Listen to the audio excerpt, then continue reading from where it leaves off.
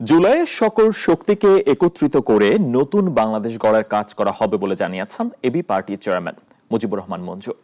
দুপুরে রাজধানীর তোপখানা রোডের ফরেস্ট অডিটোরিয়ামে এক আলোচনা সভায় তিনি একথা বলেন। এছাড়া আলোচনা সভায় বক্তারা বলেন, বিপ্লবীরা বিত্তবান হতে শুরু করেছেন। শঙ্কা প্রকাশ করেন বিপ্লবের সার্থকতা নিয়েও। জুলাই অভ্যুত্থানের আকাঙ্ক্ষা ও নির্বাচনী ঐক্য ক্ষমতানা জনতার শীর্ষক এক আলোচনা সভার আয়োজন করে এবি পার্টি ও আপ বাংলাদেশ।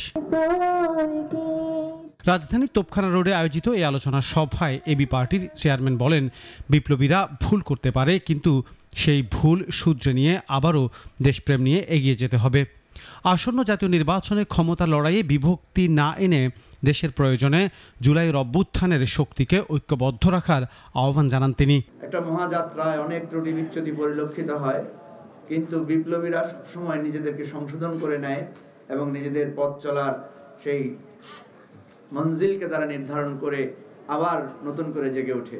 আলোচনা সভায় অন্যান্য বক্তারা বলেন, বিপ্লবের নেতৃত্ব নিয়ে বিভক্ত হওয়া এবং আসন্ন নির্বাচনকে ঘিরে বড় বড় রাজনৈতিক দলগুলোর পরস্পর বিরোধী অবস্থান বিপ্লবকে ব্যর্থ করতে পারে।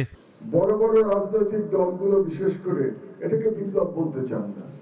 কেন বলতে চান না আমি জানি না। বিপ্লবে কেন তাদের এত ভয় সেটাও আমি ঠিক বুঝি না। এটা হয়তো এস্টাবলিশমেন্ট থেকে সরে আসার যে ভয়, সেই ভয় থেকে এটাকে বিপ্লব মানতে চায় না।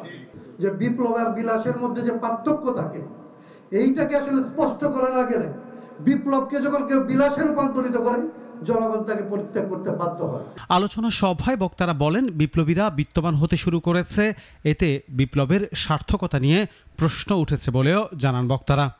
হবে না। আনোয়ার হোসেন, নাগরিক, ঢাকা।